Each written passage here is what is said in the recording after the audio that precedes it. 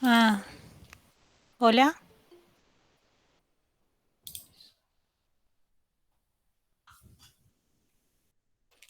Hola, ¿me escuchan? Hola Dani, ¿se escucha? Ah, sí. Sí, se escuchan las dos. Escucho. Buenísimo. ¿Querés presentar pantalla, Eve?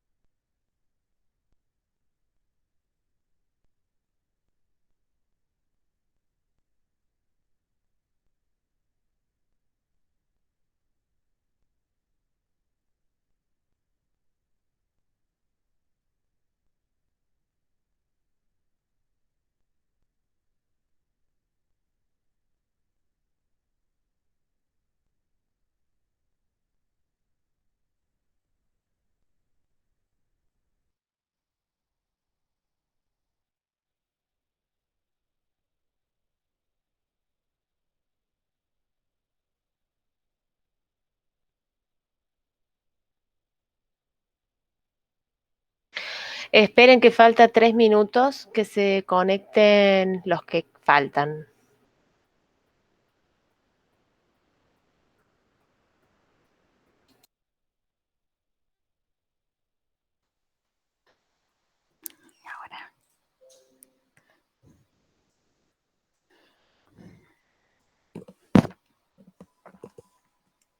Faltan muchos, chicos. Falta casi todo segundo año.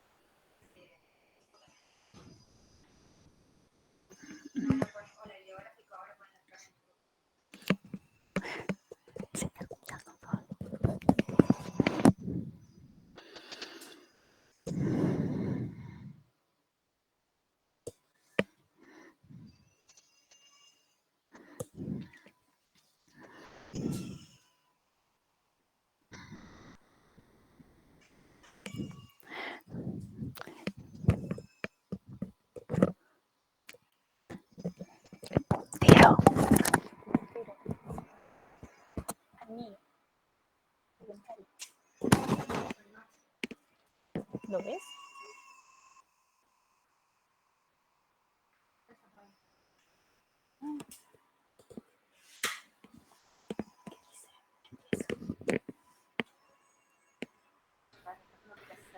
Fran, fíjate si podés ver por qué tus compañeros de año no se conectan.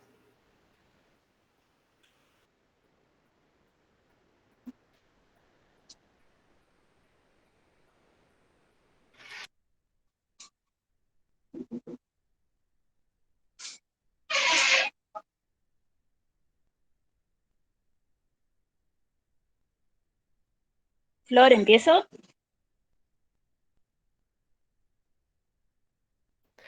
A ver.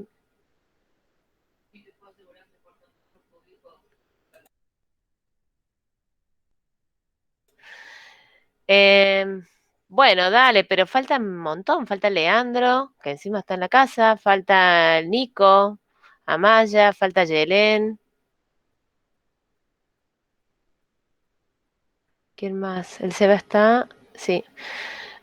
Bueno, sí, larga. Ah, la puta.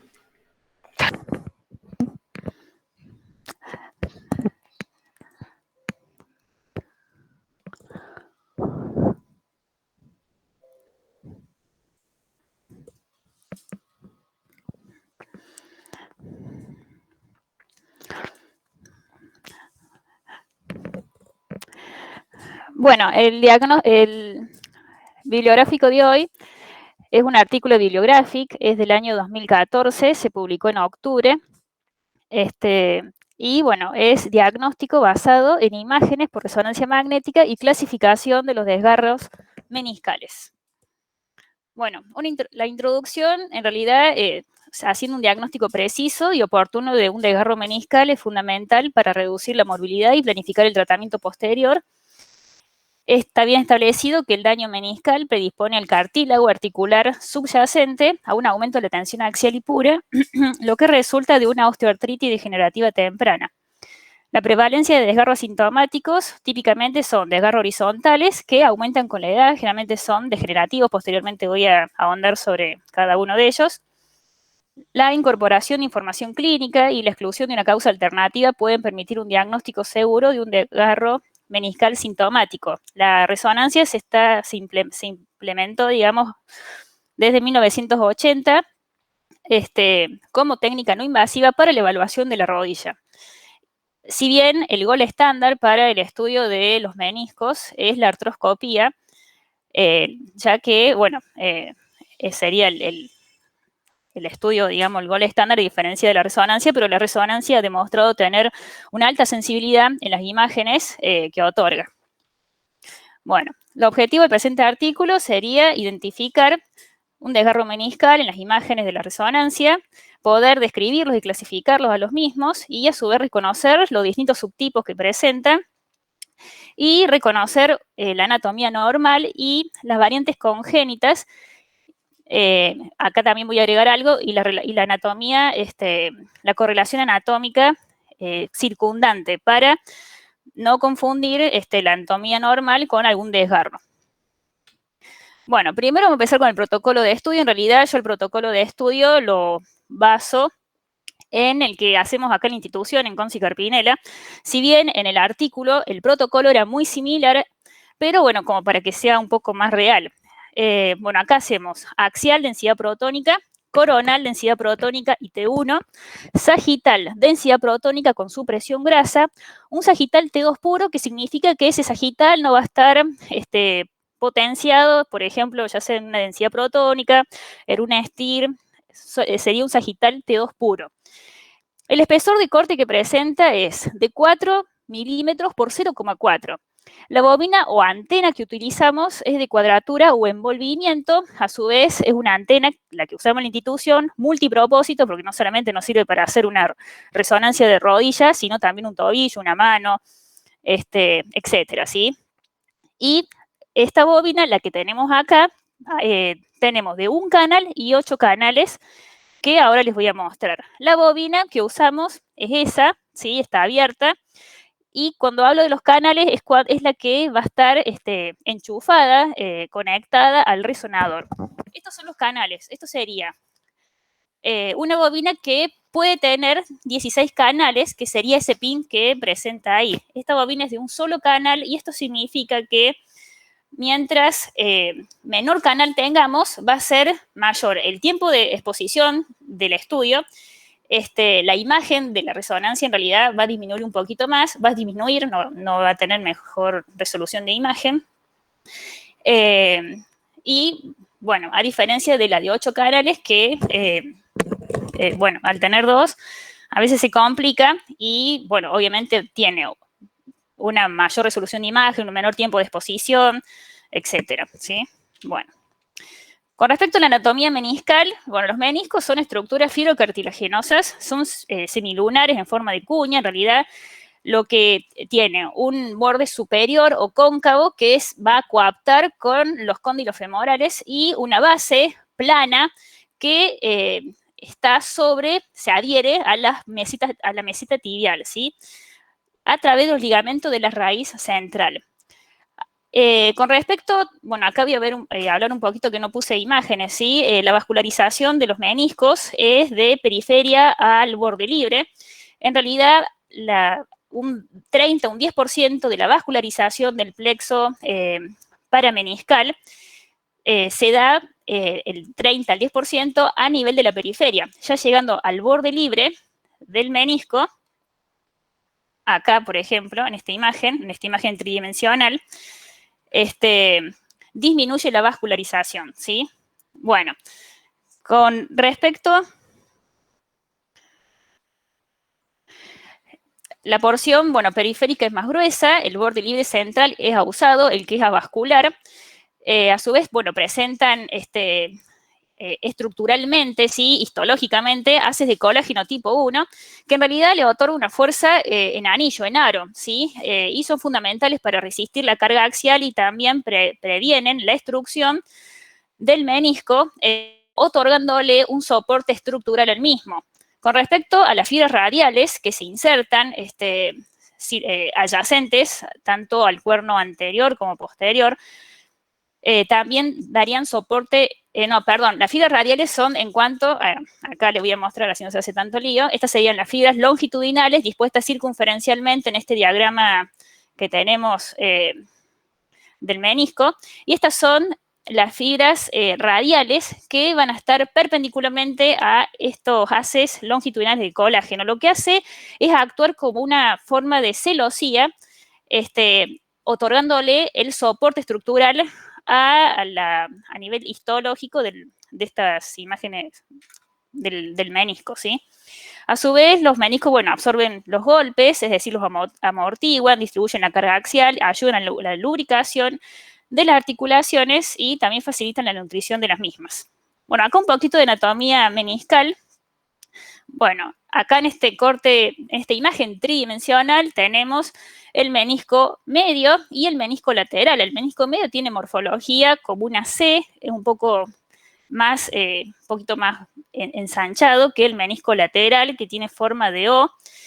En esta imagen podemos ver la subdivisión del menisco, es decir, su anatomía, la topografía, el cuerno anterior, el cuerpo, ¿sí? Y el cuerno posterior. La diferencia que hay entre el menisco medio y el menisco lateral es que el menisco medio, el borde posterior, Perdón, Eve, está no es más menisco. aumentado con respecto, el cuerno posterior está Eve. más aumentado al cuerno anterior. Sí, perdón, no es menisco medio, es menisco medial o interno.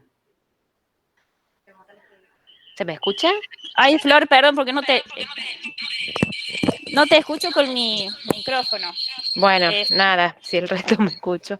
Que es menisco interno, no medio, para que no genere más confusión. Dale, seguí, Eve, no hay drama. Ay.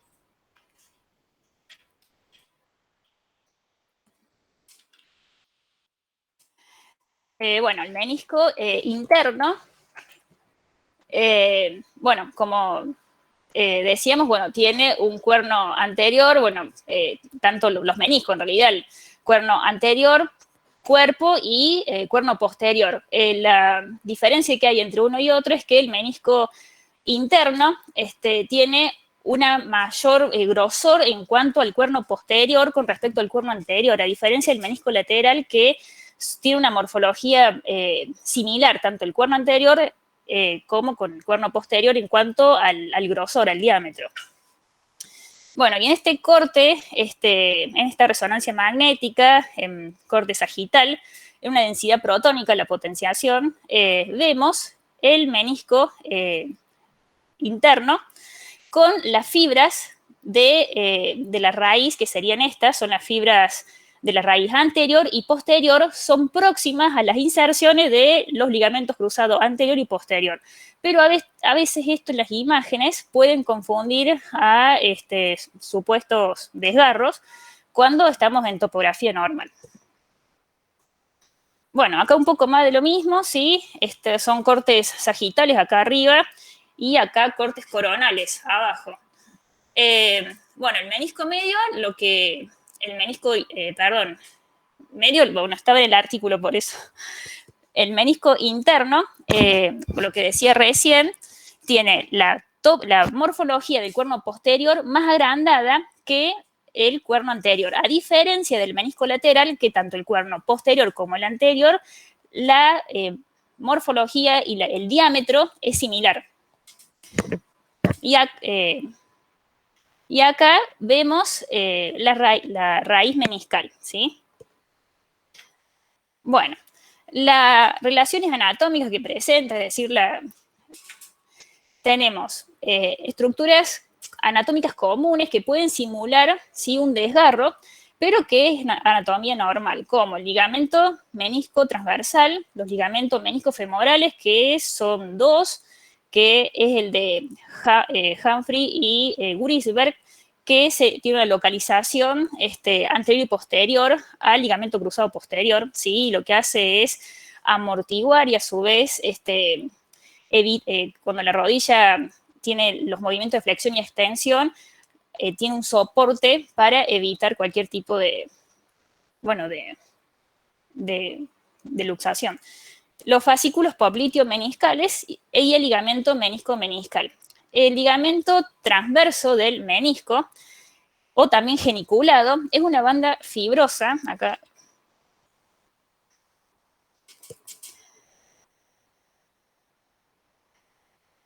Es una banda fibrosa delgada, y acá lo podemos ver, en este corte axial que conecta tanto el menisco interno como el externo. Y en esta imagen podemos sospechar que hay un desgarro, ¿sí? Del menisco interno, cuando en realidad en el mismo plano de corte, nada más en el misma imagen, digamos, nada más que en esta reconstrucción vemos que es anatomía normal, que es el menisco transversal o geniculado.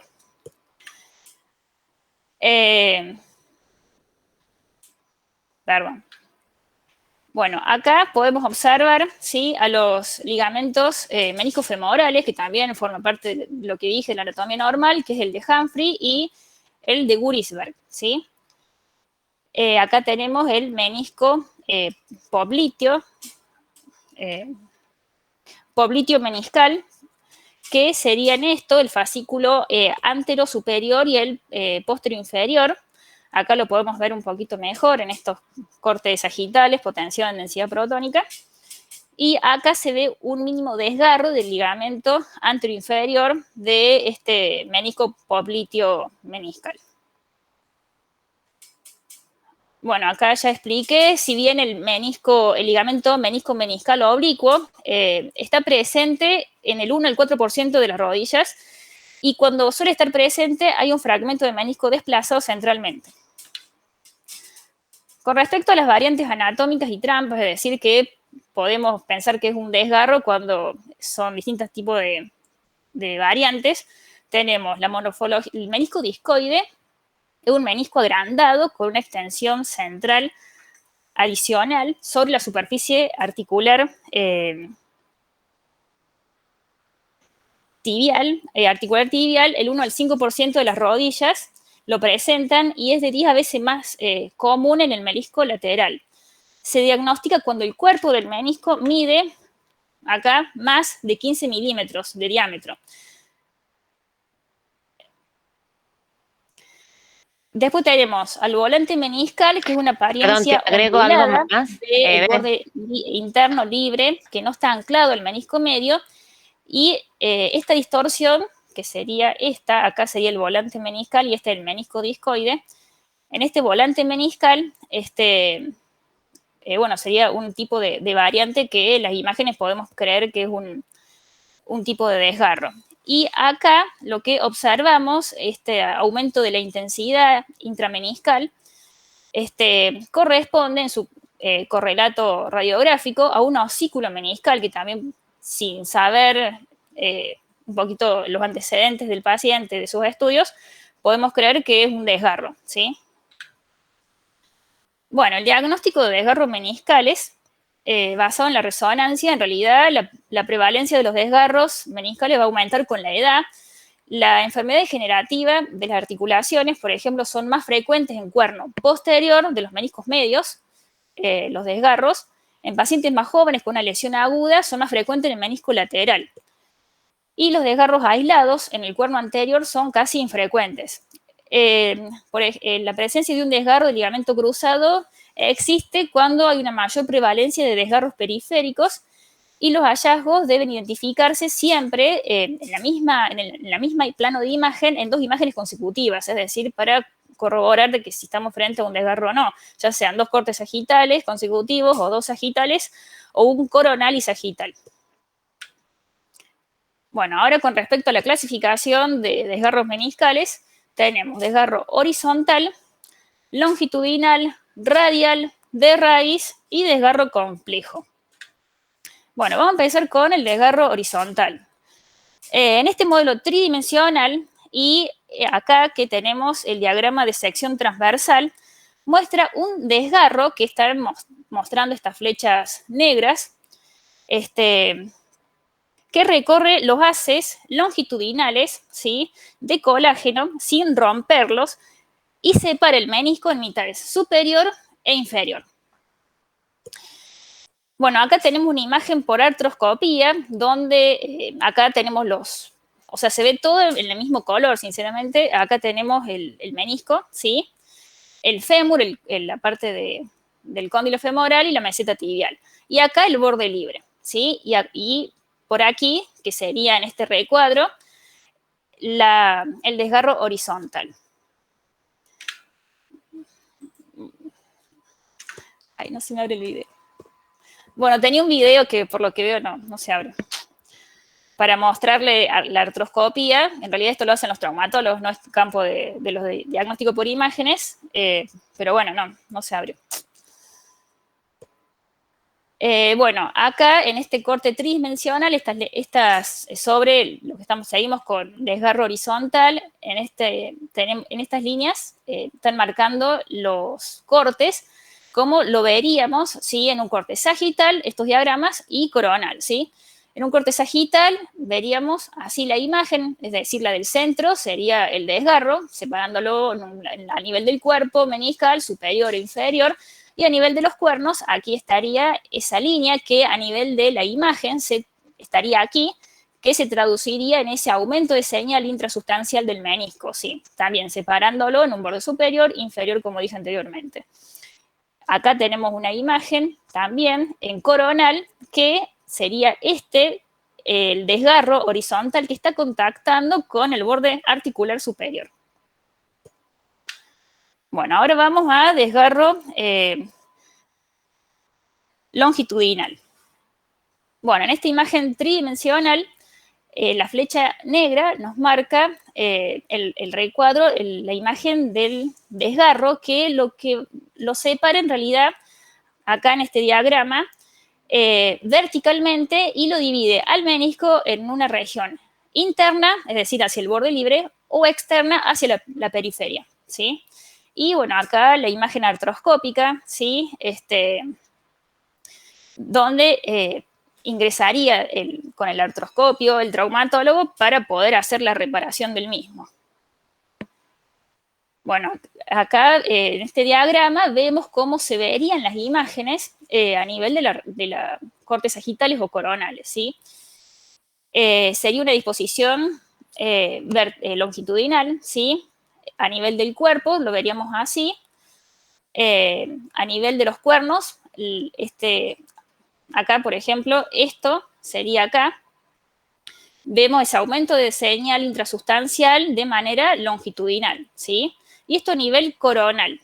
Acá lo que puse fue una imagen en reconstrucción axial, densidad protónica, que está mostrando un desgarro longitudinal, ¿sí?, que están marcando las flechas, aumento de esa hiperintensidad de la sustancia del menisco, que, bueno, corresponde a un desgarro longitudinal a nivel del cuerpo y del cuerno posterior, que a su vez está afectando también a las raíces, a la raíz posterior. Con respecto al desgarro radial, bueno, el desgarro radial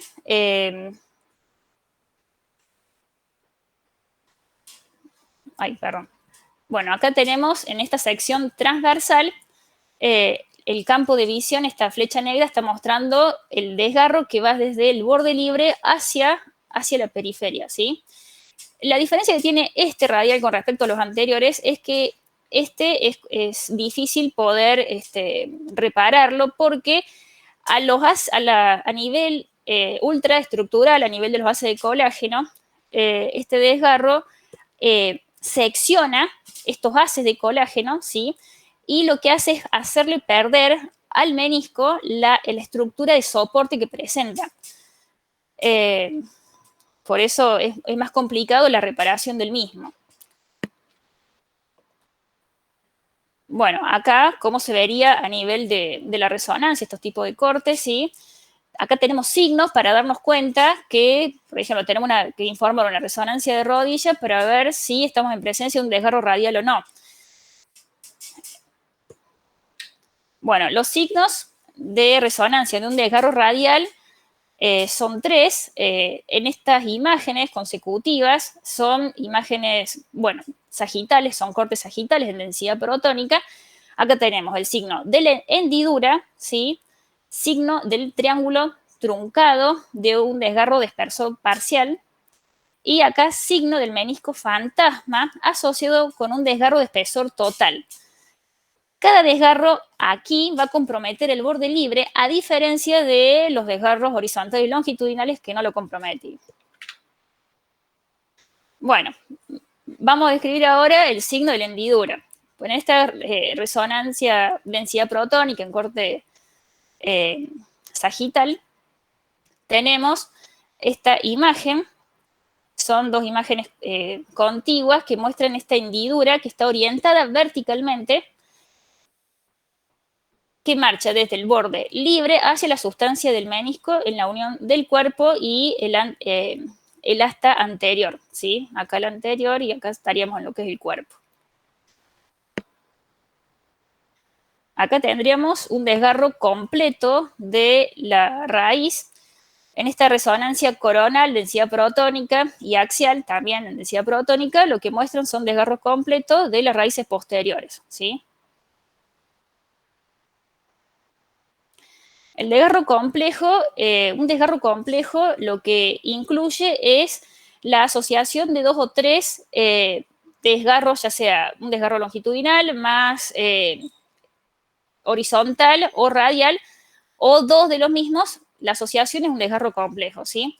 En esta resonancia sagital, en densidad protónica, lo que está mostrando son distintos fragmentos que conformando este tipo de desgarro complejo, ¿sí? También tenemos otro tipo de desgarro, en este caso es de una porción del menisco desplazado o en lámina desplazada. Acá incluye fragmentos libres que vemos intraarticulares, desgarro de colgajo desplazados, desgarros en asa de cubo.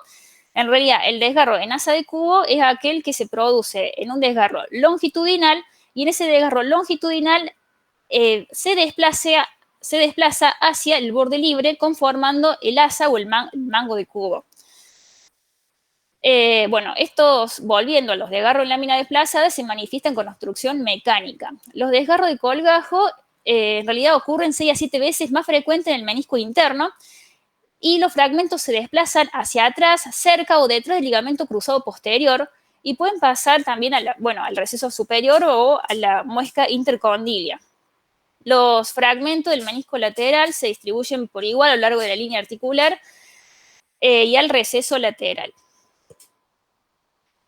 Bueno, acá tenemos, esto sería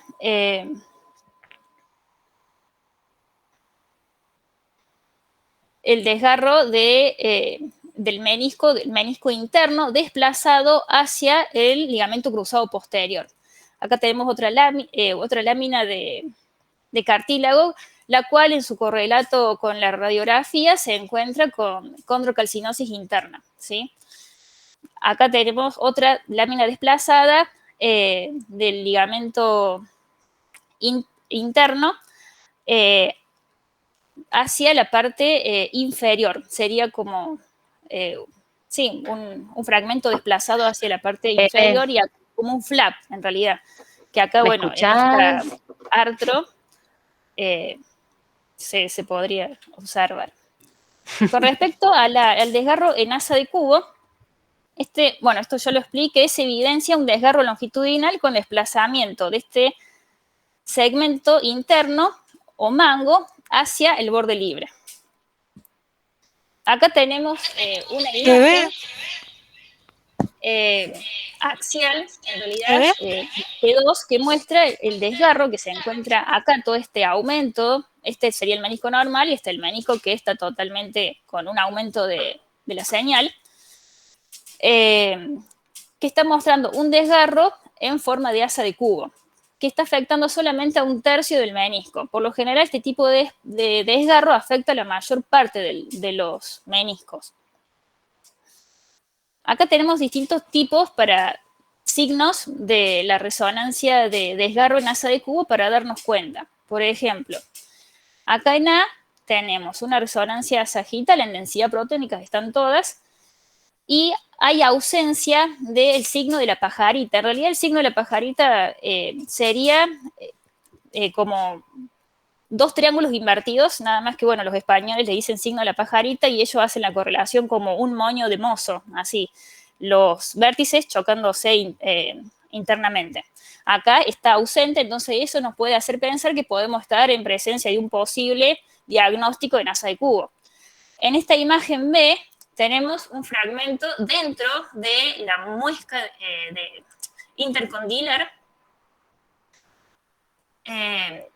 Y aquí, en la imagen C, tenemos el signo del doble ligamento cruzado posterior, que en realidad hay un fragmento desplazado del menisco interno, el cual está anterior, este ligamento cruzado posterior, y este es el fragmento que se desplaza anterior al ligamento cruzado. Entonces, este signo doble es lo que da, o lo que podemos sospechar o sugerir un desgarro en asa de cubo. En este corte también sagital lo que tenemos es el otro signo, que es el doble cuerno anterior.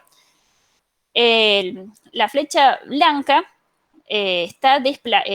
del menisco se encuentra por detrás y está desplazado al cuerno anterior, que es el cuerno sano, ¿sí? Nativo, y el cuerno posterior está marcadamente disminuto, que sería aquí, ¿sí? Esta flecha blanca es la porción del menisco desplazado por detrás al cuerno nativo, ¿sí? Es lo que da el signo del doble cuerno anterior que podemos sospechar de un asa de cubo. Y con respecto a lo que es el deshilachado, que lo nombraba el artículo, sería una irregularidad en la superficie del borde libre del menisco, pero no necesariamente este deshilachado corresponde a un desgarro. Entonces, bueno, acá tenemos una resonancia coronal en densidad protónica con supresión grasa, y lo que observamos a este nivel es un aumento a nivel de la intensidad intrasustancia del menisco, la cual se encuentra cerca de la raíz posterior. Este aumento es amorfo, está en contacto con la articulación inferior sin una hendidura evidente. Entonces, bueno, acá hablaríamos de un deshilachado. El artículo no refleja más sobre esto, por eso no pongo más nada.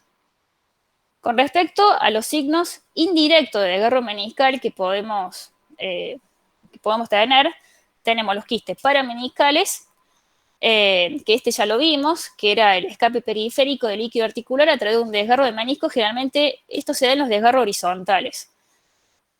Otro es la extrusión del menisco, es la rotura de los bases de colágeno orientados circunferencialmente, da como resultado la pérdida del menisco y la posterior extrusión. Este se da a nivel de los de los desgarros radiales.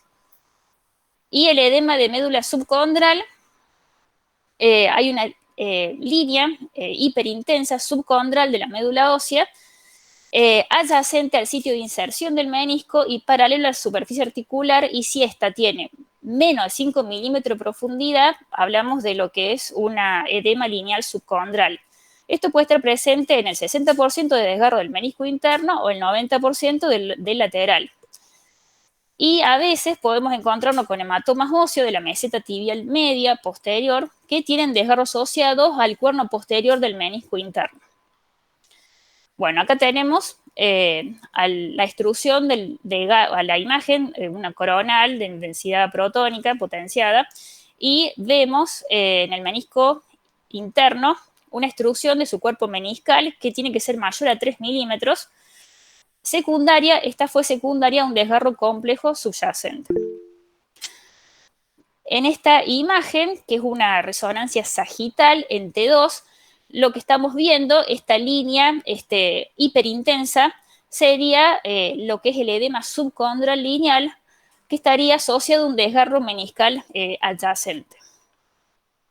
Y con respecto a la conclusión, bueno, en realidad lo que ellos sugerían en el artículo es la regla del toque de 2 cortes, que significa que si yo en un corte estoy viendo una imagen que puedo sospechar que de desgarro, siempre verlo en cortes consecutivos, 2 o 3 cortes consecutivos en diferentes planos para poder hacer un diagnóstico de desgarro, ¿sí? La resonancia en esto tiene una alta precisión para la detección preoperatoria de desgarros meniscales.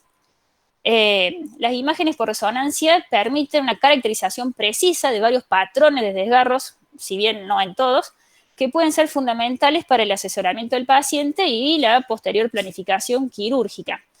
La familiaridad con la anatomía normal, las variantes anatómicas y los signos secundarios de desgarros pueden ayudar a reducir los errores de interpretación.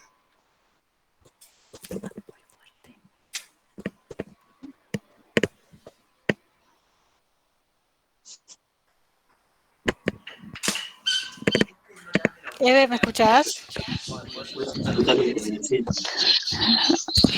Ay, gracias. Ahora escucho. Eve, ¿Qué pasa? Ahí le arreglaron el auricular a Eve. No, no andaba. Hay que doblarle el cable. Es muy artesanal. Ahí se lo arreglamos. Ah, buenísimo. Bueno, gracias, Eve. Súper clara la clase. Ay, se hacía la que coordinaba. Perdón, porque no escuchaba nada de lo que me decían. ¿Alguno dudó, chicos? Acá.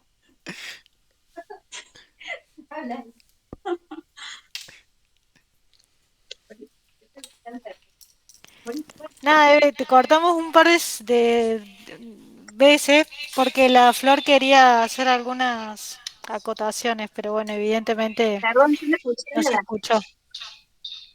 No, no, no.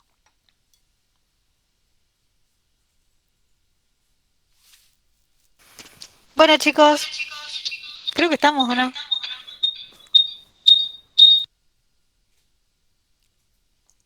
Gracias, Eve.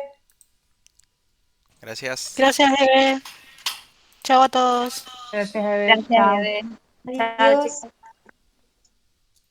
Besis.